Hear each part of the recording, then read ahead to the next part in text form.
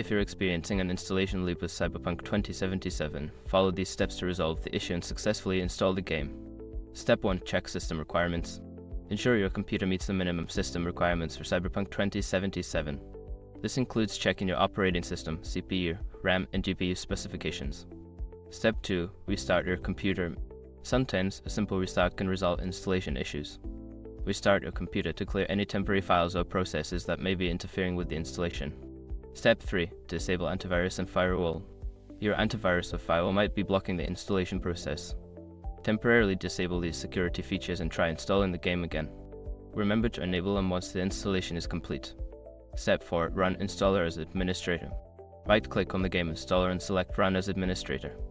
This can help bypass any permission issues that may be causing the installation loop. Step 5. Verify game files. If you are using a platform like Steam or GOG, use the option to verify the integrity of the game files. This will check for any corrupted files and replace them, potentially resolving the installation loop. By following these steps, you should be able to resolve the installation loop and enjoy playing Cyberpunk 2077. If issues persist, consider reaching out to customer support for further assistance.